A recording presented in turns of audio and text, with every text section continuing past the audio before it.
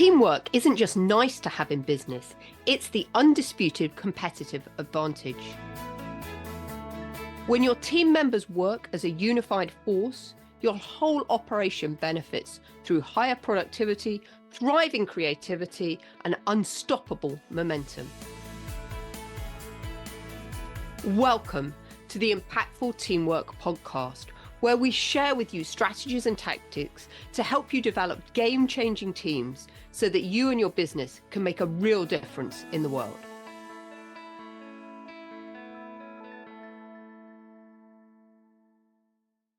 Welcome to another edition of Impactful Teamwork. My name's Julia Felton. I'm the founder of a business called Business Horsepower. We are leadership development and team engagement specialists.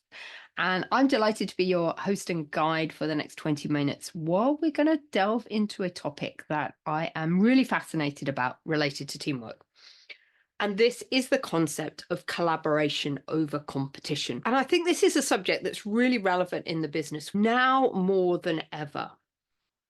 We often talk about the power of we and how we as an organization, we as a business, need to do everything together. There is no such thing as working in isolation. And if you've been tuning into the podcast for a while, you'll know that I'm always talking about teamwork being your superpower. And this is because we need other people to help us do things. But how do we work with these people in the most effective way? How do we collaborate with them to get success? Because in the business world, we often hear that competition drives innovation, performance, and growth. And there's definitely some truth in that. Healthy competition can push us to new heights and force us to evolve and bring out the best in our people and ourselves. However, there is a flip side to this, and that is in the relentless pursuit of being better than the competition, many companies risk losing something incredibly valuable, and that is the power of collaboration. Because today business faces increasingly complex problems that demand diverse perspectives and collective problem solving. And in these situations, collaboration isn't just helpful, it's critical. And we've spoken as well previously on the podcast about the power of this diversity of thought and diversity of thinking. And that only comes through people working together to give us these different perspectives. And in fact, there's growing research to show that teams that collaborate effectively are more innovative, agile, and resilient. A study by Stanford University found that people who collaborate are more engaged, experience less fatigue, and are more likely to persist in problem-solving tasks compared to those who work alone or in competition with others. So I guess this kind of begs the question then, why are we so wired for competition? It's human nature. Evolutionary speaking, competition's been a driving force for survival. But let's not forget that nature also teaches us a great deal about the power of collaboration. And in fact, the whole ecosystem thrives on it. Because in nature, collaboration happens seamlessly every day. If you just think about it, have you ever noticed how different species work together within the ecosystem? And nature's filled with examples of collaboration that allow the systems to thrive.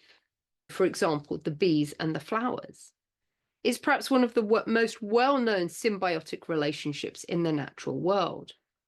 The bees collect the nectar from the flowers to make food for their colony, and in return, they help pollinate the flowers, ensuring the plants can reproduce. It's a win, a perfect example of interdependence where each party benefits from the collaboration.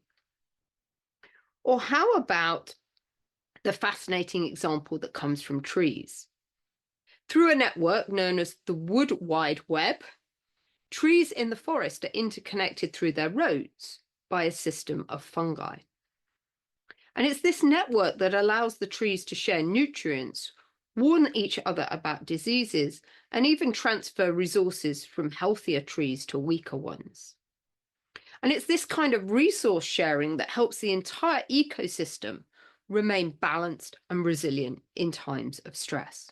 It's really interesting to me that if nature relies on collaboration to flourish, why wouldn't we want to do that within business and within our teams?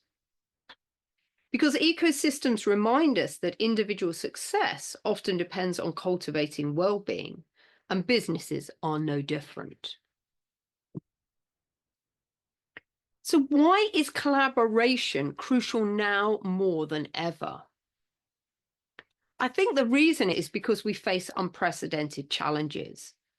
Whether it's the rapid pace of technological change, the increasing complexity of global markets, or the ongoing demand for sustainability and social responsibility, no one leader, department, or organization can solve these challenges alone. And this is why we often talk about the concept of shared leadership that we learned from the herd of horses, about how one leader can no longer know everything and therefore needs to collaborate and share the leadership with other colleagues if the organization is to survive and thrive. And we've seen some great examples of collaboration, and none more so than during the recent COVID-19 pandemic. We saw how collaboration led to swift innovation and solutions as companies partnered to create and distribute vaccines faster than ever before. And rivals in the tech industry shared resources to develop critical infrastructure for remote work. So these are just two great examples that show when business collaborates, they can solve problems that competition can't alone. But the need for collaboration, I believe, goes beyond crisis situations. Today's teams are increasingly diverse, both in terms of backgrounds and skill sets. And with remote working becoming more common, teams are spread across geographies and time zones. And in this environment, fostering collaboration becomes essential for harnessing collective intelligence. Collaboration taps into the strengths of each individual and brings out the best ideas. And if we just think back to the World Economic Forum's Future of Jobs report, it predicted that complex problem solving, critical thinking, and creativity would be amongst the top skills needed in the workforce. And guess what? All of these skills are enhanced when people collaborate, pooling their different expertise and experience. So how do we move and shift from this kind of competition to collaborative culture? I'd like to share with you a model, a kind of playbook of how you might do this, because at the end of the day, this is all about changing the inner mindset, changing people's thoughts about the difference between competition and collaboration. And it's always going to start with leadership. We set the tone from the top. Leaders have got to model collaborative behavior, and this means celebrating team wins, encouraging cross-functional projects, and acknowledging when collaboration drives success. When leaders collaborate with their peers and teams, it sets a powerful example. And I know a lot of my clients, one of their biggest challenges right now is how do they foster these collaborative relationships, particularly in organizations with complex matrix structures, where you can only seek to influence people in other teams and other divisions. You don't actually directly manage or lead them. So you've got to use some influence skills in order to get people to collaborate with you. The first pillar of creating this mindset of collaboration is creating a safe environment. And this is where we see people for who they really are. And your team members have a high levels of self-awareness about how they operate, what strengths they bring to the team, and what drives them. It becomes clear for everyone else in the team who the other people are and how each unique personality and talent supports the goals of the team. Everyone sees how they can help each other grow and develop their unique gifts. The first pillar is all about creating a safe environment. Because remember, we all want to be seen and heard. The second pillar is all about facilitation. How do we become a facilitator where people flourish and contribute in their unique ways? And when a leader is a strong facilitator, they empower people to speak up, to take ownership and find solutions, and actively contribute to making progress. And when a team member asks for help, rather than give them a solution, the facilitator asks guided questions. They effectively coach them. And in this way, the team member can actively participate in arriving at an authentic answer. So in a facilitated environment, when mistakes happen, because we're all human, the facilitator's response is mentorship, guidance, and encouragement to learn through the experience. So that's the second way that we're changing the collaborative mindset, is through facilitation and coaching. The third way is by co-creating the rules of the game. And this is all about becoming clear about your team's core values. Because when there's clarity about the core values in which you operate, and each team member understands these values in the same way, they can actively commit to play together. They know what's expected, and they know how to best contribute.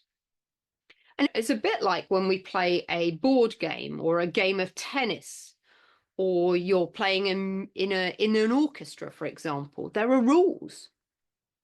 And the core values are the rules in the business environment, as they provide the framework within which we can play together. And the fourth pillar is all about unleashing your people's full potential. Because we really want to establish that common why, that common purpose, that common raison d'etre. Because the purpose of your team is more than reaching performance goals. It's about the reason why you exist in the first place. And when you and all of your team members have clarity on what the purpose the team serves, you create an emotional contract. Your mission is bigger than what you and your team members would reach individually, the superpower of teams. And this mission can only be fulfilled by leveraging your collective intelligence, experience, and expertise. Everyone feels that together they can make a difference. And then the final pillar is all about alignment, creating the safety net of your operating model. Because each and every one of us has a tendency to fall into our own old patterns, our old ways of working, like unhealthy competition, operating from fear, moving away from the core values and the rules of the game. And so what do we do in those situations? These are times for what I call a timeout. Time to process what's going on and keep the collaborative mindset alive.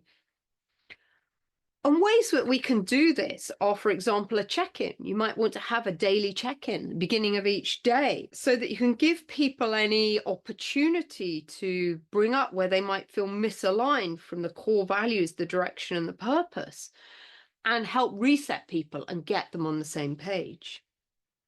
Another area you might want to reflect on is that your evaluation and hiring processes. Are we evaluating and hiring people based on meeting and nurturing the core values of the team and working from this collaborative space? So as we wrap up here today, I think it's really important that we recognize that while competition can drive performance, collaboration really unlocks potential. And in the increasing complex and interconnected world, business leaders need to recognize that their teams, like ecosystems in nature, perform best when they work together, not just against the competition. And I'd encourage you to think of your business as part of a larger ecosystem, where collaboration both within your organization and across industries can lead to sustainable success. This is a time to shift our mindset from the me versus you to the us together. And I think there's so much value in this us together. We are all in the world together. We all need to live and work alongside each other. And we need to move away from this ego style of leadership that it's all about me. It's like win at all costs. That's just not a sustainable mindset to have in this age of complexity, where we need a really agile mindset in order to move forward as we navigate all of the uncertainty that surrounds us. So my invitation to you is, as you head into your next team meeting or strategy session, ask yourself, how can we collaborate more effectively to solve our biggest challenges? Because the future of business is collaboration, and the time to embrace it is now. So I hope you've enjoyed some of my thoughts there on the difference between competition and collaboration, and how we can move into a more collaborative space within the workplace. And my invitation to you this week would be to just think about, how can we apply these principles of collaboration? How can we look at these 5 pillars that help create a collaborative mindset, and how can we apply them in our own businesses? Because I know that success is a team sport, and success only happens when we leverage the power of collaboration to achieve this. And from our team members' perspective, as the study showed earlier on, when team members are working collaboratively, they feel more engaged, they feel more energized, they feel more empowered. And as a result, for us as a business owner and a business leader, that means it results in greater profitability and productivity, which can only be good for the business. So from my perspective, collaboration is a win all round. It's not a win-lose, which is the way that some people like to think about collaboration. It's always a win. What can I win? What can you win? What can we collectively win? So this week, please go ahead and figure out how you can collaboratively partner and work with other people within your industry, within your team, to deliver greater success. I hope you've enjoyed my thoughts here on collaboration versus competition. And I really look forward to seeing you next week and showing you these more insights about how to create impactful teamwork. Okay, have a great week. Bye-bye.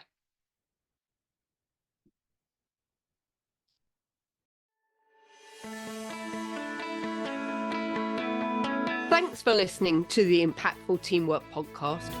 Please stay tuned for future episodes, and do subscribe wherever you get your podcasts. If you've enjoyed this episode, please leave a rating on your favourite platform. Recommendations are essential for attracting new listeners. Please follow us on social media at Julia Felton and at Business Horsepower. And if there are any topics you'd like us to cover on future episodes, please do let me know. Remember, you and your team are always making an impact. What impact will you make today?